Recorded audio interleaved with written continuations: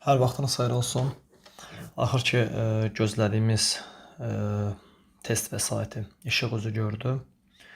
Dövlət İmtahan Mərkəzinin 10 variant mövzular üzrə, 10 variant tam proqram üzrə olan 20 sınaq testi çapdan çıxdı və mən Ceyhun Həsənov vaxtaşırı olaraq həmin bu 20 sınağın izahlarını geniş formatda verməyə çalışacağam. Elə isə vaxt itirməyək, başlayaq birinci sınağımızdan. Deməli, bizim qarşımıza çıxan ilk sual nədir? Birinci sual. Uyğunluğu müəyyən edin. Təbii ki, burada biz düzgün cavablar tapmalıyıq. Azərbaycanda Ərəb əsarəti dövrü, Əməvilər sülaləsi və Abbasilər sülaləsinin dövrü. Əvvəla onu qeyd edək ki, Əməvilər sülaləsinin hakimiyyət illəri 661-750 arasında, Abbasilər sülaləsinin hakimiyyət illəri isə 750-1258 arasında dəyişir. Bu bizim birinci, belə deyim, açar illərimiz. Eyni zamanda diqqət verəcəyimiz məqamlardan biri də Azərbaycanda Ərəb əsarəti dövrüdür. Çünki məsələn, aşağıda Əbu Müslümin üsyanı baş verə bilərdi. Təbii ki, Əbu Müslümin üsyanı Əməvilər xilafəti dövründə baş verib, nəticədə Abbasilər gəlib hakimiyyətə. Amma Əbu Müslüm üsyanı Azərbaycanda baş verməyib. Ona görə də bu tipli testlər işlədikcə ən birinci harada olduğuna diqqətlə fikir vermək lazımdır. Baxaq. Beyləqanda müsafirin başçılığı altında üsyanın baş verməsi. Təbii ki, Beyləqanda müsafirin başçılığı altında üsyanın baş verməsi Azərbaycan ərazisidir Beyləqan və Əməvilər dövrünə düşəcək. Belə ki, bu üsyan 748-də baş verib. Köhnə kitablarda bu daha yaxşı verilərdi. Belə ki, üsyanın başlanması 748, bitməsi isə 752 götürülərdi. Yəni, çox maraqlı bir üsyan idi. Əməvilər dövründə başlayıb, Abbasilər dövründə baş çatırdı. Deməli, A variantı düzgün cavab oldu. Keçək digərinə, Xəzər xaqanlığı ilə ilk toqquşmaların baş verməsi. Nəzərə alsaq ki, Xəzər xaqanlığı ilə ilk toqquşmalar bizə məlum olan 643-cü ildə Bələncər adlı yerdə baş verib, bu Əməvilər sülaləsi dövrünə düşmür.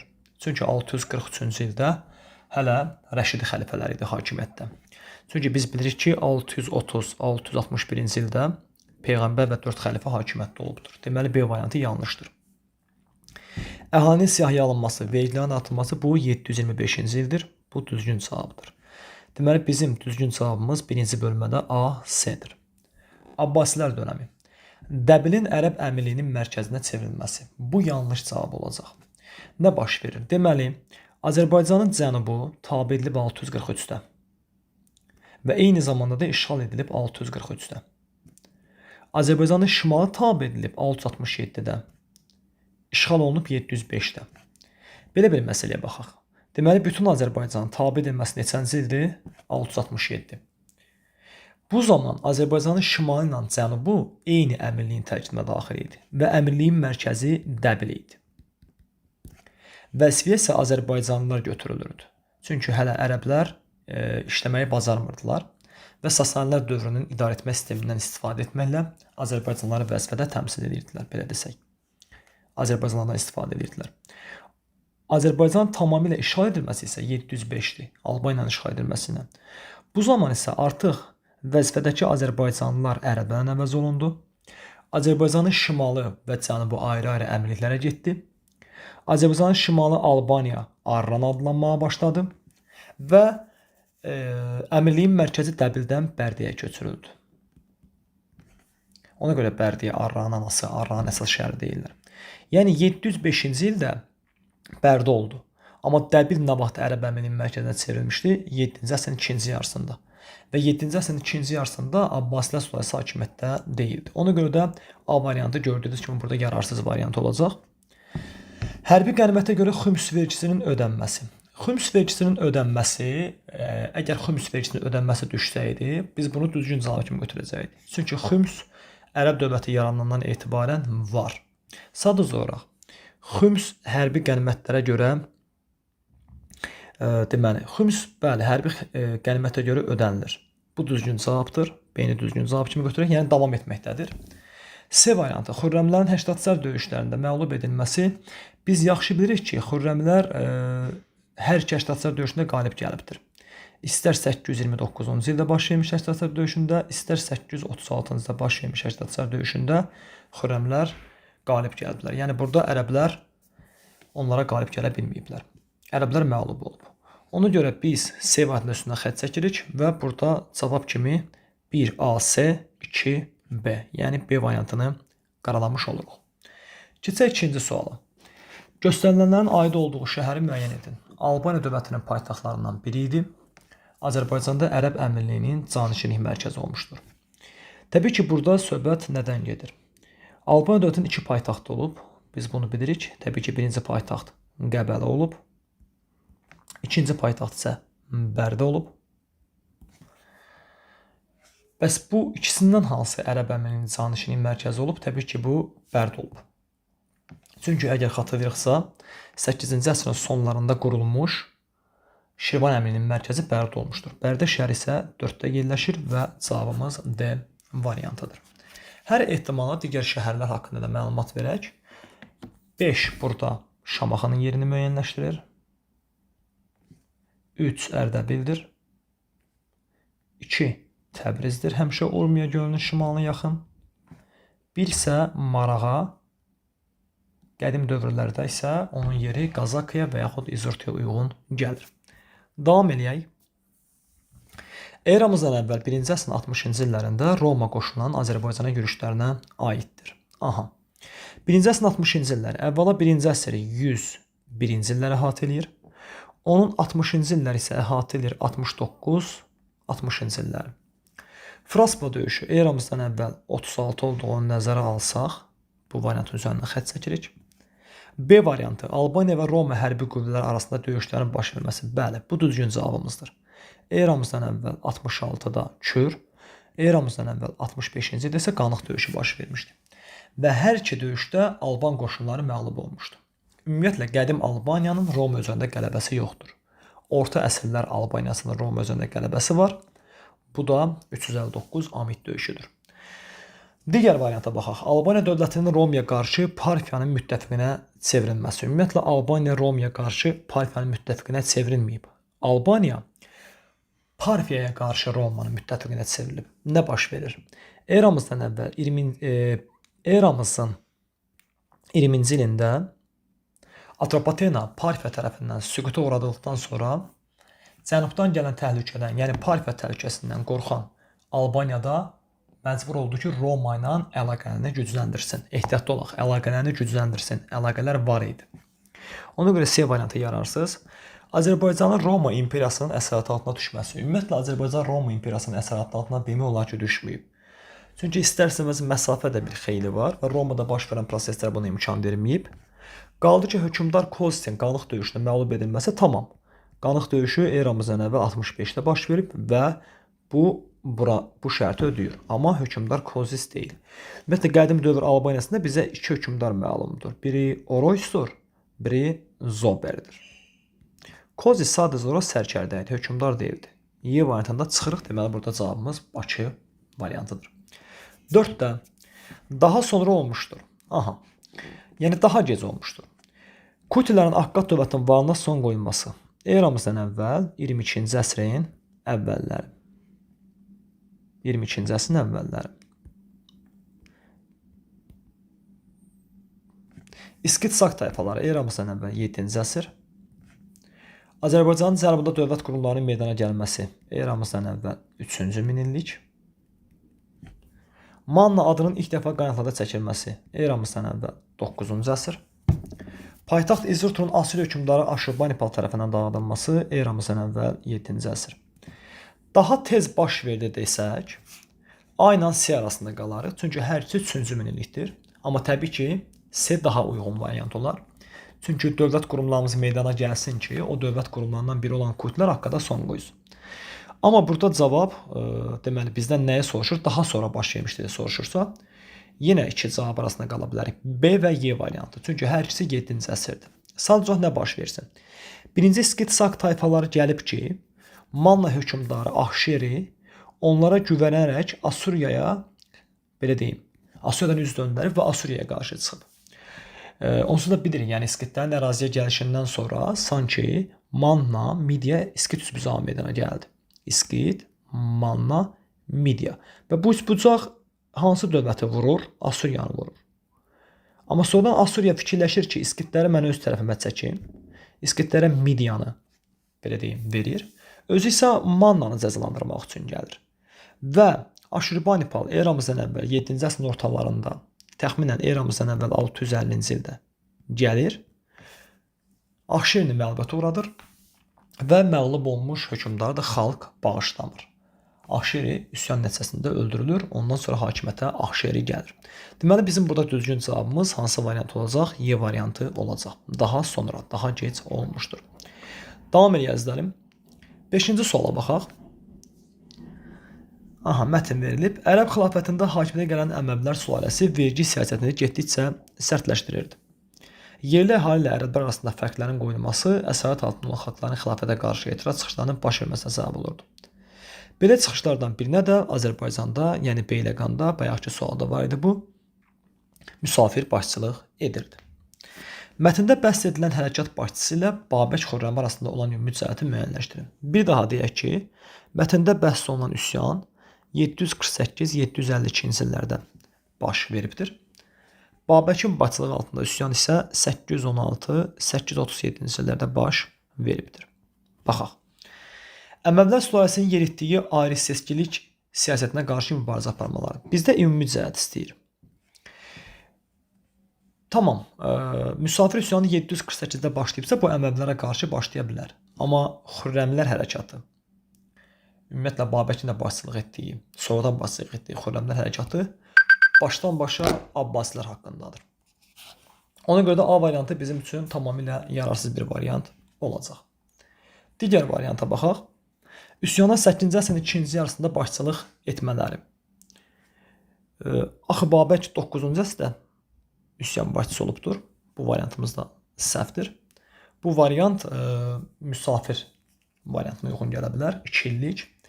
Mübarizəyə Araz çayından cənubdakı ərazilərdə başlamaları. Bu variantımız da səhvdir. Çünki Beyləqan Araz çayından şimalda yerləşir. Ərəb əsarətindən azad olmağa çalışmaları. Bu düzgün cavabdır. Hər ikisi buna çalışıb. Məzdəkilərin ideyalarını davam etdirmələri bu hardasa Xürrəmlər hərəkatı üçün uğurlu ola bilər, amma bu Beyləqan üsyanı üçün uğurlu sayıla bilməz. Deməli cavabımız D variantıdır. Növbəti suala keçək. Erkən Tunc dövründə Azərbaycanda. Təbii ki, burada cavab elə ilk variantımızdır. Kollektiv dəfn etmə adəti meydana gəldi. Ümumiyyətlə dəfn etmə ilə bağlı nələri deyək? Mezolit dövründən başlayaraq insanların yanına əşyalar qoymağa başladılar. Eneolit dövründə insanların üzərinə oxra səpdilər, onları evlərin arasında və yaxud içində dəfn edirdilər. Erkən Tunc dövründə isə kollektiv dəfn etmə, ölü yandırma adətləri, eyni zamanda qıraqlarda dəfn etmə adətləri də meydana çıxıbdır. Cavabımız A variantıdır. Digər variantlara baxaq. İkinci istimamət bölgüsü bu Orta Tuncdur. Sənətkarlığın müstəqil sahəyə çevrilməsi bu Orta Tuncdur. Erkən şəhər mərkəzləri bu da Orta Tuncdur. Ayaq hərəkətindən duruş sarxı isə son Tuncdur. Yəni əzizlərim, burada cavab A variantı oldu. Növbəti sualımız Manna ilə bağlıdır. Manna dövlətinin tarixində eramızdan əvvəl 7-ci əsrin 70-50-ci illərində baş vermiş hadisələri müəyyənləşdirir. Nə baş verir? Deməli 7-ci əsrə baxsaq, bir daha 700-601-ci illəri əhatə eləyir. Bunun içərisində 70-50-ci illər neçənci illər sayılır? 779 750-ci illər, bax, bizə mətndə lazım olan hissələrdir. Baxaq. Ahşerinin Asuriya torpaqlarına hücum etməsi. Əlbəttə ki, bu düzgün cavab olacaq. Çünki bayaq dedim, Ahşeri İskitlərin gəlişindən sonra özündə qüvvət taparaq Asuriya torpaqlarına hücum edir. Və nəzərə alsaq ki, Ahşerinin hakimiyyət illəri 775 bizə dəqiqə. Deməli, burada 679-650 illər olmalıdır. Nəzərə alsaq ki, Ahşerin hakimiyyət illəri 675-650-dir və bu da görürsünüz, bura düşür. Deməli, Asuriya torpağına hücum etməsi düzdür. Bir, düzgün cavabdır. Davam eləyək. 2. Xalq üsyanı nəticəsində hökmdarın öldürülməsi. Deməli, xalq üsyanı nəticəsində hökmdarın öldürülməsi variantı düz olacaq. Çünki mən bayaq sizə nə dedim? Mən bayaq dedim ki, 650-ci ildə Aşurbanipal hücum edir Ahşerin üzərinə və paytaxtı yandırır. Bu da düzgün cavabımızdır. Canişinlik sisteminin yaradılması bu eramızdan əvvəl 8-ci əsrdən İranzudan başlayır. Səhvdir. İskit Sak tayfalarının işğalçı hücumlarına qarşı mübarizə aparılması. Bizim kitablarda İskit və Manna haqqında demək olar ki, heç bir məlumat verilmir. Yəni onların mübarizə, düşmənçilik mövqeyi haqqında heç bir məlumat verilmir. Urmiya gölündən şimalda yerləşən Manna ərazilərinin Urartu əsarətdən azad edilməsi nəzərə alsaq ki, Urartu eramızdan əvvəl 714-cü ildən, yəni eramızdan əvvəl 8-ci əsrdən Manna üçün təhlükə mənbəyi deyilsə, bundan 50 il sonra gələn İskitlər niyə belə bir missiyanı yerinə yetirməlidirlər? Təbii ki, bu da yanlışdır. Ona görə bizim burada düzgün cavabımız 1, 2-dir. 8. Hadisə və nəticə əlaqəsinin doğru verildiyi cavabı müəyyənləşdirin. Baxaq. Cavanşirin öldürülməsi Mehranilər sülaləsinin hakimiyyətinin sona çatması. Bu yanlışdır. Çünki Cavanşir 681-ci ildə öldürülüb, Mehranilər sülaləsinin hakimiyyəti isə 705-də vayı satıb. B variantı. Birinci Həmədan döyüşü ərəblərin xürrəmləri məğlub edərək Həmədanı ələ keçirməsi. Burada bir Rum rəqəmi səhvdir. Əgər ikinci Həmədan olsaydı, cavabımız düz olardı. Birinci Həmədan döyüşündə 830-cu ildə baş vermiş birinci Həmədan döyüşündə Babəkin qalib gəldiyini biz bilirik. Ona görə də B variantında üstündən xətt çəkmək lazımdır. C variantı. Abbasilər sülaləsinin hakimiyyətə gəlməsi Azərbaycan əhalisindən cizyə vergisinin alınmağa başlanması. Bu yanlışdır. Çünki cizyə vergisi lap əvvəldən var. Peyğəmbər və 4 xəlifə dövründən. Urnayrın Albaniyada hakimiyyətə gəlməsi, xristianlığın dövlət dini elan edilməsi. Bəli, bu düzgün cavabdır. 313-də Urnayr həm hakimiyyətə gəlib, həm də xristianlığı qəbul edib. Y. Amit döyüşü, Dizral döyüşünü itirmiş torpaqların Albaniyaya geri qaytarılması xronoloji baxımdan bir səhv var. Nə üçün? Çünki Amit döyüşü daha tez, Dizral döyüşü isə sonra baş verib. Bir xronoloji pozğunluq var burada. Deməli, cavabımız burada hansı variant olacaq? D variantı olacaq. Davam edək. 9-cu suala baxarıq. Qədim Atropatena və Albaniya dövlətlərinin mədəniyyətinə aid olan xüsusiyyətləri müəyyənləşdirin. Mən inanmıram ki, bu test bir ağır test ola, amma bu tipli testlərdə bax, açar sözlərdən biri də mədəniyyətdir. Ola bilər idarə etmə sistemi haqqında bir məlumat verə bilər. Amma bax, burada diqqətlə fikir versək, mədəniyyətə aid bir istəkdə tapılır, belə desək. Bəzi şəhərlərin ayrı-ayrı hökmdarlar tərəfindən salınması. Təbii ki, bu düzgün cavabdır. Atropatena və Albaniya üçün keçərlidir. Ölkə ərazisində Yunan mədəniyyətinin yayılması. Əlbəttə, bu da düzgün cavabdır. Belə ki, Atropatena təsir kimi Gerifto məbədini, Albaniya təsir kimi isə Böyük Dəhnəni bilirik. Eyni zamanda hər ikisində təsir kimi kirəmitdən istifadəni bilirik. Bir şey nəzərə alaq, çox vaxt abituriyentlər qarışdırırlar. Roma mədəniyyətinin təsiri kimi isə Qobustan kitabəsini bilirik. Deməli, burada bizim cavabımız 1-2-dir. Amma digər variantlara da baxaq. Heroqlif yazı sistemindən istifadə edilməsi. Bu yanlışdır. Ümumiyyətlə, heroqlif yazı sistemini biz qədim dövlətlərdə əsasən Mannada görürük. Möhürlərin üzük formasına hazırlanması. Biz bu cümləni yalnız Albaniya üçün şamil edə bilərik. Təqvimin yaradılması isə kitablarda heç bir dövlətimizdə verilmir. Düzgün cavabımız 1-2-dir. Növbəti suala keçək.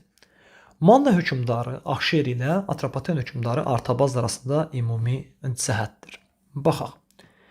Müttəfiqli olduğu dövlətlərlə münasibətlərin pozulması. Bəli, bu düzgün cavabdır. Cavab A variantıdır. Belə ki, Axşeri dədə babasından qalan ənənəni əvvəl davam etdirirdi. Təbii ki, hansı dövlətlə yaxın idi? Assuriya ilə. Ancaq İskitlərin gəlişindən sonra bayaq dedim, əraziyə İskitlər gələndən sonra İskit, Manna və Midiya üçbucağı meydana gəlir. Və bu üçbucaq təbii ki, hansı dövlətə sıradan çıxartmağa çalışır? Assuriyanı. Deməli, İskitlərin gəlişi Mannanın müstəqil siyasət getməsinə səbəb olmuşdu. Axşerin də fonunda. Midiyanın isə yenidən deməyim, belə deyim də, Midiyanın ilk dəfə müstəqil dövlət kimi meydana çıxmasına səbəb olmuşdu. Fraorta Kaştaritinin başlatdığı üsyan nəticəsində. Sonra isə bayaq dediyim kimi Assuriya İskitləri öz tərəfinə çəkir. İskitlərə Midiyanı vəd eləyir. Özü isə Mannaya hücum eləyir, Axşerini cəzalandırmaq üçün. Deməli, bunu sübut elədik. Bəs Artabaz nə məsələdir? Əgər xatırlayırıqsa, eramızdan əvvəl 36-cı ildə Fraspa döyüşü baş verir və Fraspa döyüşündə Atropatena Parfiya cütlüyü Romaya qalib gəlir. Və bundan sonra Roma ərazini tərk edir. Təbii ki, Romanı nəzərə alsaq ki, o dövrdə vətəndaş müharibəsi var idi. Eramızdan əvvəl 49, eramızdan əvvəl 30-cu illərdə. Və Romanın başı öz probleminə qarışdığına görə, yəqin ki, bura çox da fikir vermədi, çıxıb getdi. Bundan sonra Parfiya Atropatenanı işğal etmək siyasətinə girişdi və bunu görən Atropaten hökmdarı Artabazd Parfiyadan uzaqlaşaraq Romaya yaxınlaşdı. Hətta oğlu Ariobarzanı da ora göndərmişdi. Deməli cavabımız A variantıdır. Baxaq. Digər variantlara baxaq. Roma işğalına qarşı mübarizə aparılması. Manna ilə Roma əlaqəsi tamamilə yanlışdır. İskit dövlətlə dostluq əlaqələrinin yaradılması. İskit dövləti mövcud olduğu dönəmdə heç Atropatena dövləti olmayıb. Bu variantın üstünə xətt çəkirik. Xalq üsyanının nəticəsində taxtdan salınması. Bu yalnız bizim üçün Axşeri üçün oxşar cəhət ola bilər. Artabazda biz belə bir şey görmürük. Mediada baş verən Kaştarit üsyanına yardım edilməsi bu Axşeriyə aiddir. Çünki mən bayaq dedim, həmin bu üsbucaqda İskitləri İşbakay, Mannanı Axşeri, Midyan isə Fraorta Kaştariti təmsil edirdi. Amma sonra Assuriyanın İskitləri üstlərində çəkməsindən sonra bu üçbucaq dağıldı. Deməli cavabımız A variantıdır. 11-ci suala baxaq. Eramızdan əvvəl 6-cı əsrə aiddir. Midiya dövlətinin Assuriya əsarətindən tamamilə azad olması. Təbii ki, bu eramızdan əvvəl 672-dir. Bayaq izah etdiyim formatda kimlərin köməkliyi ilə? Ən əsas İskit İşbakay və Manna hökmdarı Axşerinin köməkliyi ilə. Bu eramızdan əvvəl 672-dir. Manna dövləti ilə Assuriya arasında Sirdaqqa bu eramızdan əvvəl 714-dür. Təbii ki, söhbət Ullusunu və Sarqon arasında bağlanmış müqavilədən gedir. Urmiya göl ətrafında İskit dövlətinin meydana gəlməsi. Təbii ki, bu düzgün cavabımız olacaq mı? Baxaq. Urmiya göl ətrafında İskit dövlətinin yaranması. İskit dövlətinin süqut etməsi olsaydı, hardasa düz olardı. İskit dövlətinin yaranması təbii ki, eramızdan əvvəl 7-ci əsrin 1-ci yarısıdır. Ona görə bu da yanlışdır. Azərbaycan torpaqlarının Əhəməni əsarəti altına düşməsi. Bu düzgün cavabdır, çünki Əhəməni dövləti 550-ci ildə yarandı. 2-ci Kir tərəfindən və biz Əhəmənilərin tərkibinə düşdük. Makedoniya İskəndərin Cənubi Qafqaza yürüşlərinin baş verməsi təbii ki, İskəndər nə vaxt yaşayıbsa o vaxt. Eramızdan əvvəl 4-cü əsr. Deməli, burada bizim üçün düzgün cavab oldu D variantı. 12. Albaniya dövləti Arşakilər sülaləsinin hakimiyyət dövründən fərqli olaraq Mehranilər sülaləsinin hakimiyyəti dövründə. Əvvəla sülalələrin hakimiyyət illərini yazaq. Arşakilər sülaləsinin hakimiyyət illəri 1-ci əsrdən 510-a qədər davam edib. Mehranilər sülaləsi isə 630-705-ci illərdə hakimiyyətdə olubdur. Sasanilər dövləti ilə müttəfiq olaraq Yaddillərə qarşı mübarizə aparması. Bu, bunların fərqi deyil. Bu, bunların oxşar cəhətidir. Burada bizə nə deyir? Deyir ki, Arşakilər sülaləsinin hakimiyyət dövründən fərqli olaraq Mehranilər sülaləsinin hakimiyyəti dövründə. Yəni, Mehranlərə aid bir xüsusiyyət olmalıdır ki, o Arşakilərdə olmasın. Amma A variantı hər ikisində var. Sübut. 359-da, məsələn, Arşakilərlə Sasanilər bir yerdə idi, Romaya qarşı. Və yaxud 636-cı ildə Kadisiya döyüşündə Arşakilərlə Sasanilər bir yerdə idi. Ona görə A variantı ortaqdır. Xəzərlərlə xilafətə qarşı ittifaq yaradılmaları. Ümumiyyətlə, Arşakilər sülaləsinin dövründə bu və ya digər dərəcədə Xəzərlərlə münasibətlərdən bəhs olunmur. Tayfa kimi olsa da. Mehranilər sülaləsində bəhs olunsa da, yəni Cavanşirin Xəzərilərlə bağladığı o asıllıq müqaviləsində ərəblərə qarşı mübarizə nəzərdə tutulmurdu. Ona görə B variantı yanlış variantdır. Ərəblərin hücumlarına qarşı mübarizə aparmışdır. Bu variantımız da deməli, əgər fərq olaraq görüləcəksə, bu variantımız düzgün variant olacaq. Nəyə görə? Çünki ərəblər ümumiyyətlə tarix səhnəsinə 7-ci əsrdə çıxıblar. 7-ci əsrdən tez biz ərəbləri görə bilmirik qıraqda. Amma Mehranilər sülaləsi 510-da, yəni 6-cı əsr süquta uğrayıbsa, deməli bu vəziyyət Mehranilərə düşəcək, amma Arşaklərə düşməyəcək. Çünki nəzərə alsaq ki, Mehranilər Sasanilərlə bir yerdə ərəb hücumlarına qarşı 636-da baş vermiş Kadisiya, 637-də baş vermiş Tesfon döyüşlərində mübarizə aparıblar. Ona görə variantın C olduğunu görərik. Paytaxtı yeni şəhərə köçürmüşdür. Mehranilər paytaxt köçürməyib. Bu Arşakilərin Mehranilərdən fərqi olacaq. Sadəcə Arşakilərin dövründə paytaxt olan Bərdə davam edib. İnzibati islahata əsasən Sasani dövlətinin şimal qüsmuna daxil edilmişdir. Mehranilər demək olar ki, Sasanilər dövlətinin idarəçilik sistemini görə bilmir. Çünki Mehranilər 630-da gəlirlər və Sasanilər 629-da onlara müstəqillik vermişdi və 651-dən Sasanilərin olmadığını nəzərə alsaq, bu Mehranilər üçün sayılmır. Lap sayılsa belə bu oxşarlıq olur. Çünki Arşakilər sülaləsi dövründə bu var idi. Nəzərə alsaq ki, belə deyim də, Arşakilər səsi 1-ci əsrdən 510-a qədərdir. Əslində bu heç Arşakilər sülaləsinə getməyəcək. Yəni ilk dəfə. Çünki bunu eləyən şəxs Xosrov Ənuşiravandır. 531-579-cu illərdə hakimiyyətdə olub. Gördüyünüz kimi o zaman heç Arşakilər hakimiyyətdə deyildi və bu Mehranlərə də düşə bilməz. Belə, davam edək növbəti suala. 13-də bizə Euler-Venn diaqramı verilib. Manna və İskit. Sualın biri digər tərəfdə qalır. Baxaq ona görə. Eramızdan əvvəl 7-ci əsrin birinci yarısında Asuriya dövlətinə qarşı mübarizə aparılması. Bu hər ikisinə aid olacaq. Niyə? Çünki bayaq dediyim kimi, İskitlər əraziyə gələndən sonra nəzərə alsaq ki, İskit, Manna, Midiya üçbucağı yaranıb 7-ci əsrin birinci yarısında və bu üçbucaq da Asuriyanı vurubsa, o zaman nə baş verəcək? Hər ikisi Asuriya qarşı mübarizə aparmış sayılacaq. Ona görə də A variantı gedəcək ortaya.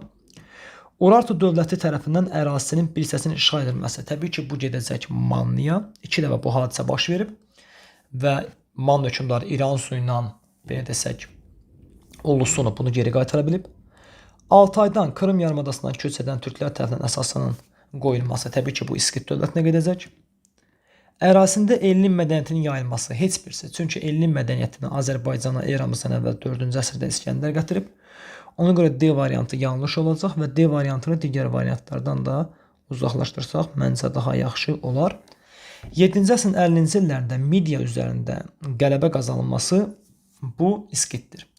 Çünki İskiti öz tərəfinə çəkən Asuriya ona Midiyanı vəd vermişdi və bilirik ki, İskitlərin Midiyadakı ağalıq dövrü 653-625-ci ildir. Bu da gedir İskit dövlətinə.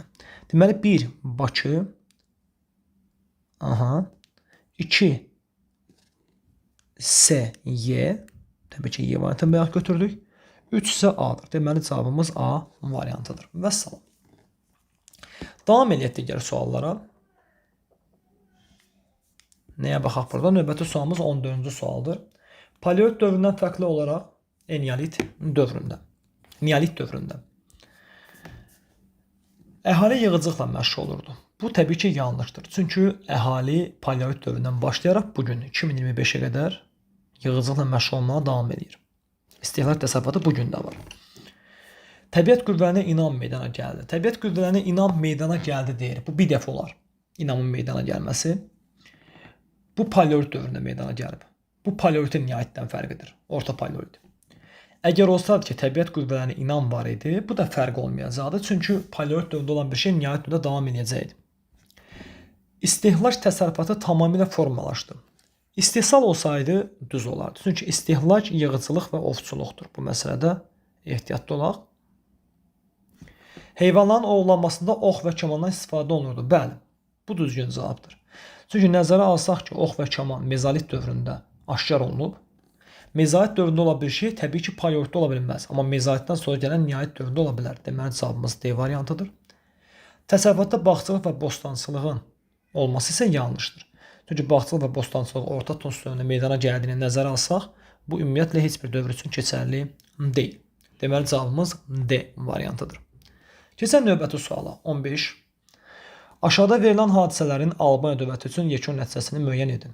457-463-cü illərdə Albaniyada Sasanilər hakimiyyətinə qarşı azadlıq hərəkəti başladı.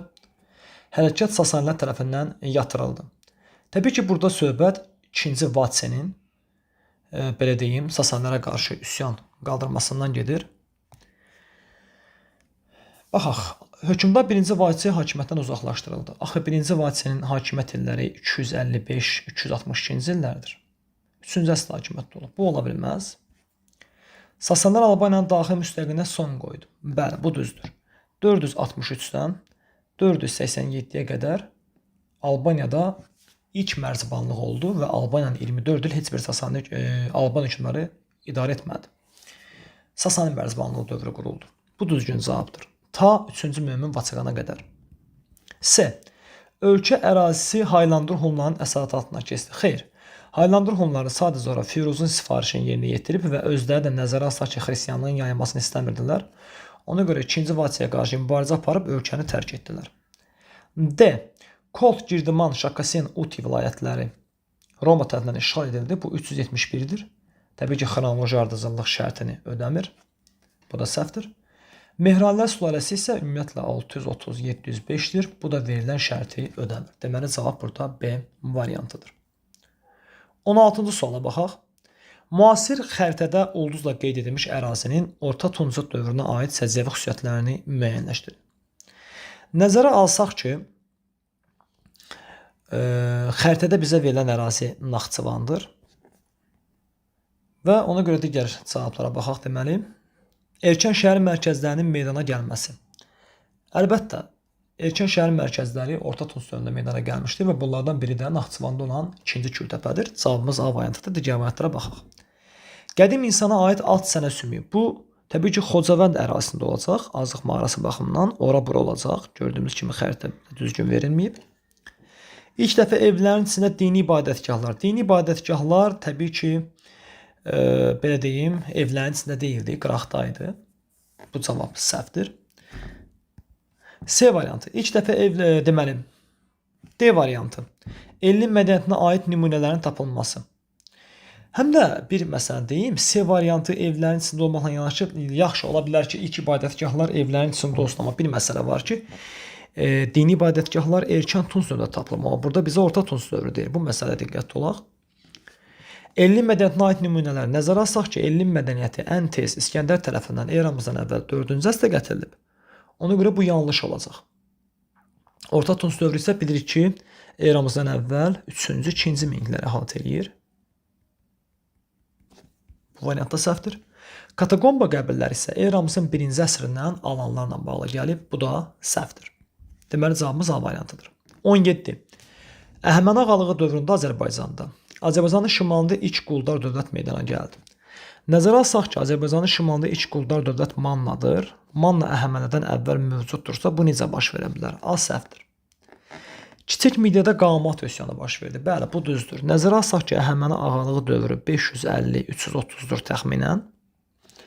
Kiçik Midyədə Qamat üsyanının baş verməsi 522-dir və bu düzgün cavabdır. İranzu ümumiyyətlə 8-ci əsrdir. Heç onda həməni yoxdur. Atropatena dövləti eramızdan əvvəl 223-də Selevkilərin görüşünə məruz qalıb. Atropatena bu vaxt məruz qalıbsa həməni yoxdur. Qavqamela döyüşündə Makedoniyalar məğlub edildi. Qavqamela döyüşü düşə bilərdi, amma Makedoniya orada qalib gəlib. Y-də səhvdir. Deməli, cavabımız Bakı variantıdır. 643-cü ildə, keçən növbəti suala, ərəb qoşunlarının Cənubi Azərbaycana daxil olması nəticəsində ərəblərlə Azərbaycan mərzibanı arasında sülh müqaviləsi imzalandı. Biz bilirik ki, 642-43-cü illərdə Cənubi Azərbaycan mərzibanı İsfəndiyar ibn Fərruzadla ərəblərin arasında 2 savaş olub, Vəcruz və Cərmidan savaşları və bu savaşların hər ikisində ərəblər qalib gəlib. Bunu görən İsfəndiyar ibn Mərziban Ərdəbil müqaviləsinə gedib. Ona görə də cavabın A olduğunu bilirik. Xilafət tərəfindən Azərbaycanın şanının başa çatdırılması üçün cənub yox, şimalın işğal olmalı və bu 705-dir Albaniya, 8-ci əsr. Ona görə də səhvdir. Bələncər döyüşündə Xəzərlər məğlub edildi. Birincisi, Bələncər döyüşü ümumiyyətlə Azərbaycanda deyil, heç Şimali Azərbaycanda da deyil. İndiki Şimali Qafqazdır, Dağıstan bölgəsidir. Həm də 643-cü ildə baş vermiş Bələncər döyüşündə Xəzərlər qalib gəlmişdi. Bu səhvdir. Alban hökmdarı Cavanşir hakimiyyətdən uzaqlaşdırıldı. Xeyr, Cavanşir 681-ci ildə hakimiyyətdən uzaqlaşdırılıb. Bu da səhvdir. Araz çayından şimaldakı vilayətlərin idarəsi ərəb canişinlərinə həvalə edildi. Bu 705-ci ildən tez baş verməyibdir. Çünki Cavanşir ilk dəfə 667-də tabe olduqda belə hətta özü dövləti idarə etməyə davam edirdi. Deməli, burada cavabımız A variantı oldu. 19-a baxaq. Xəritədə paytaxtı ulduzla işarələnmiş dövlətin 3-4-cü əsrlərdə Cənubi Qafqazı hücumlarına aid doğru bəndləri müəyyənləşdirin. Xəritədə işarələnmiş diktaban Sapaşkiyə bənzər Romadır. Yəni, söhbət Roma imperiyasından gedir. Nəzərə alsaq ki, 3-4-cü əsrlərdən söhbət edirsə, deməli, bu Romanın imperiya dövrüdür. Roman imperiya dövrü isə eramızdan əvvəl 27, eramızın 395-nə qədər davam edib. Belə deyim, başqa cür riyazi dillə desək, -1, -4 parçası. Baxaq. Sasani dövlətinə müharibə aparılması əlbəttə 359 Amid, 371 Dizrav döyüşləri 4-cü əsrdir və bu düzgün cavab kimi götürülə bilər. Dizrav döyüşündə qalib gələrək Albaniyanın bəzi bölgələrin işğal edilməsi. Bəli, bu da düzdür. Uti, Şakasen, Kolt, Girdiman bu ərazilər ələ keçirilir.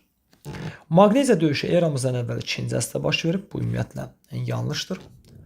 Atropatena və Parfiya dövlətlərinin hərbi ittifaqına qarşı mübarizə aparması bu eramızdan əvvəl 2-ci, 1-ci əsrlərdir.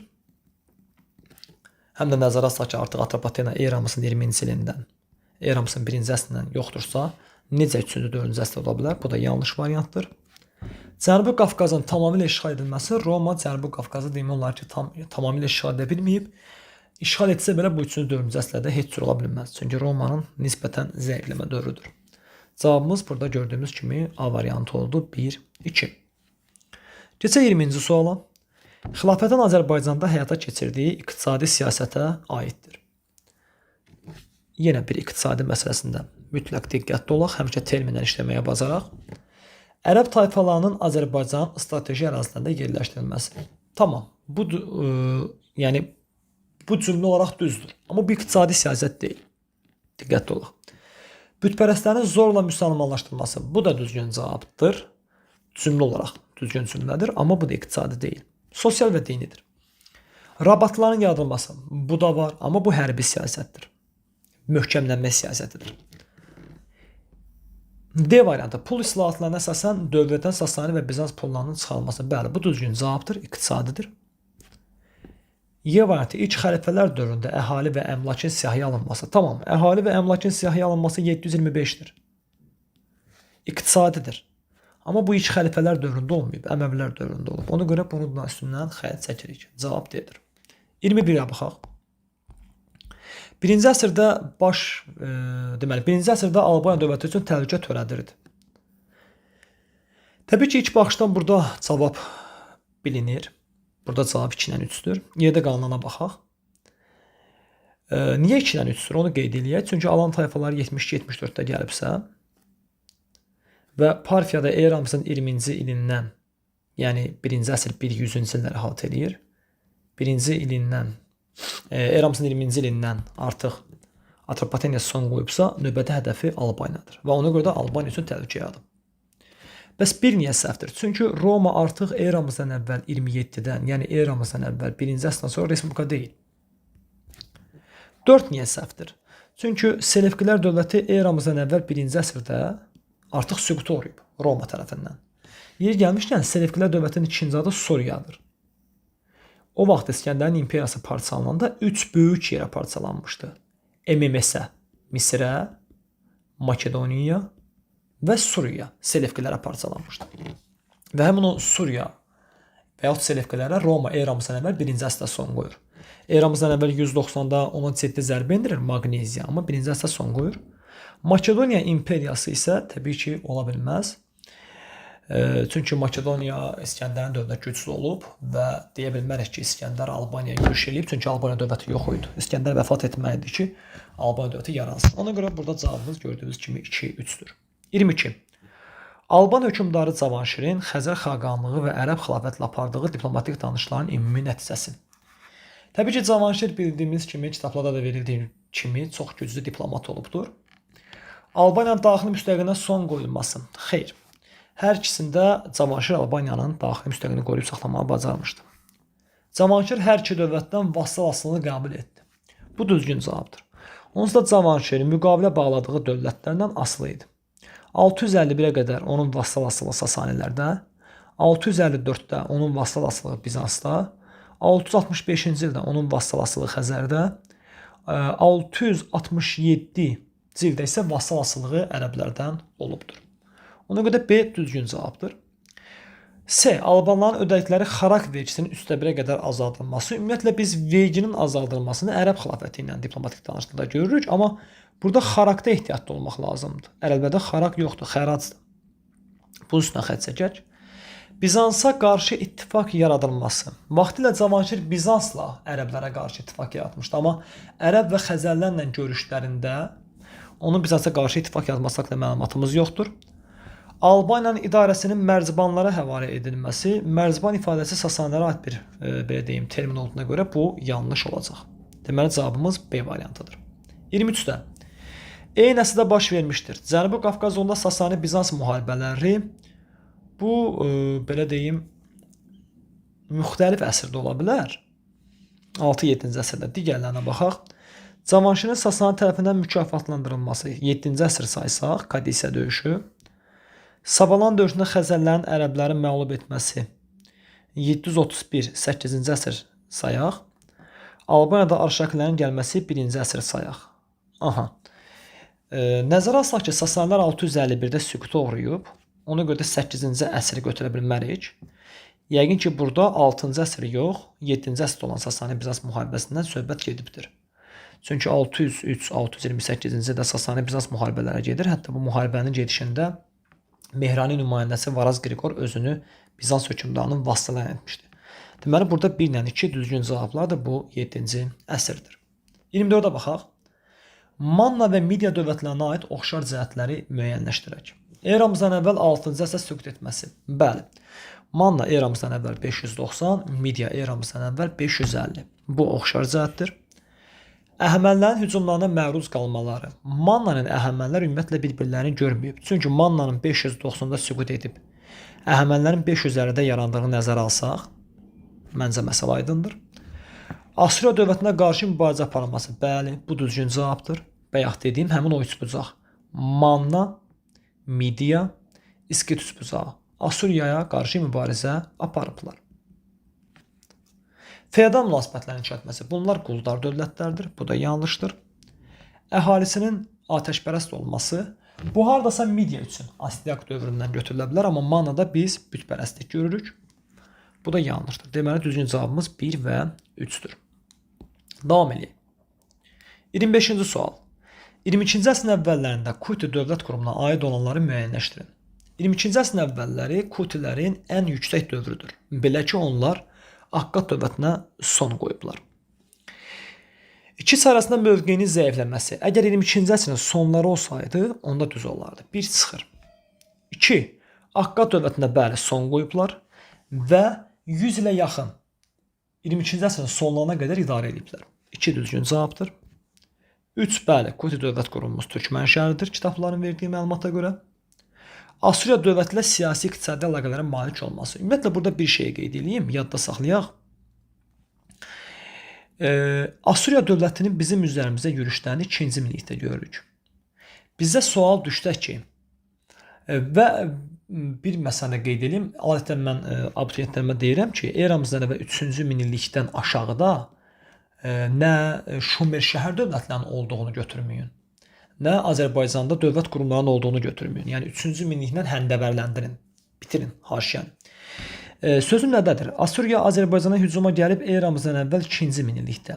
Biz desək ki, Asuriyanın hücumuna məruz qalıb Kuti və Lulubi dövlət qurumları, bu yanlışdır. Çünki 2-ci minillikdə Kuti və Lulubi dövlət qurumları yox idi. Asuriya bizim üzərimizə 2-ci minillikdə gəlib. Amma desək ki, eramızdan əvvəl 2-ci minillikdə Asuriyanın hücumuna məruz qalıb Kuti və Lulubi tayfaları, bu düzgün cavab olar. Ona görə də 4-cü cavabda səhvdir. 2-ci minillikdən Asuriya ilə bizim əlaqələrimiz var. Cavab 2-3-dür. Növbəti sual. Xronoloji ardıcıllıq. Atropatenanın Sasani imperiyasının tərəfindən qatılması 227. Xilafət tərəfindən ərəblərin Azərbaycana köçürülməsi. Tutaq ki, nəzərə alaq ki, bu 7-ci əsrdən başlayır. Albaniyanın Dizral döyüşdə itirdiyi torpaqların geri qaytarılması 387-ci il Roma Sasani müharibəsinə görə. Aqoyun kilsə məclisinə keçirilməsi isə 488-dir. Həmin bu 7-ci əsrdə belə ifadə edək də, tutaq ki, 601-700. Amma təbii ki, ərəblərin köçürülməsi 7-ci əsrin ikinci yarısından başlayacaq. Və belə olan halda xronoloji ardıcıllıq düzəndə təbii ki, kiçikdən böyüyə gedəcəyik, hamısı eramızdadır. Əvvəlcə 1, sonra 3, sonra 4, sonra da 2-nin olduğunu görürük. 27-ci sual. Urartunun Manna ərazilərinə hücumlarına son qoyulması. Biz bilirik ki, bu eramızdan əvvəl 714-dür. Bundan sonra Urartu heç vaxt hücum etməyəcək. 8-ci əsrdir üzərindən xətt çəkirik. Azərbaycan ərazisində türk mənşəli dövlətin əsasının qoyulması. Bəli, burada söhbət İskitlərdən gedir. B. 1-ə gedəcək. İskit dövlətinin Midiya tərəfindən işğal edilməsi. Bu 6-cı əsrdir. 2-yə gedəcək. İkinci Kirin Massaget tayfalarla mübarizədə öldürülməsi. Eramızdan əvvəl 500, deməli 30-dur. Bu da 6-cı əsrə gedəcək. Lullubi tayfa ittifaqının dövlət qurumuna çevrilməsi, dediyim kimi, bu eramızdan əvvəl 3-cü minillikdir. Amma bizə burada verilən məsələlər isə ilk, belə deyim, 1-ci minillikdir. Çünki 1-ci minillikdə 1000 il varsa, bunu da əsrə çevirsək, yəni ilə çevirsək 1001, əsrə çevirsək 11 və bunlar 10 ilə 1-in, yəni 1-ci minilliyə düşür. Növbəti situasiya tipli tapşırıqlara baxanda, Sasani dövlətində 5-ci əsrin sonlarından əhalinin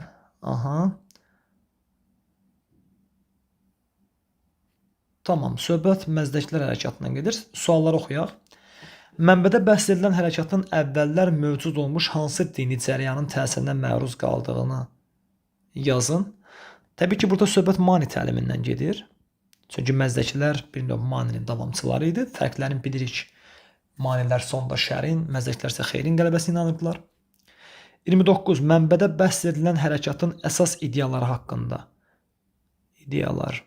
Təbii ki, məzdəklərin 2 ideyası vardı. Bir, bərabərlik qurmaq istəyirdilər insanlar arasında.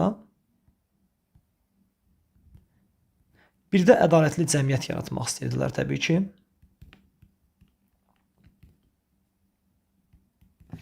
Növbəti, mənbədə bəhs edilən hökmdarın hakimiyyətini yenidən bərpa etdikdən sonra hərəkat iştirakçılarına qarşı həyata keçirdiyi 2 tədbiri müəyyənləşdirin. Tamam. Bunu köhnə kitablar daha yaxşı verirdi. Əvvəl Qubat, belə deyim, iri feodallara qalib gəlmək üçün məzdəkiləri himayə edirdi. Bu haqqında yaxşı məlumat Səlcuqların vəziri Nizam əl-Mülkün əsərində var. Bu məzdəkilər haqqında məlumat. Qubat əvvəl məzdəkiləri, belə deyim, məzdəkiləri arxalansa da, amma məzdək nüfuzun həddindən artıq güclənməsindən çox istifadə edib Qubada hakimiyyətdən salır. Və Qubad bundan sonra Axunlar, çünki qohumluq əlaqələri var idi, Axun dövlətinə gedərək, ondan kömək alaraq geri qayıdır. Deməli, 2 nəticəsi nə ola bilər? Təbii ki, üsyanı yatırır. Üsyan yatırılır. Və eyni zamanda da hərəkata divan tutulur. Yəni, məzdəkləri arxalanmır və onları tamamilə məhv eləyir.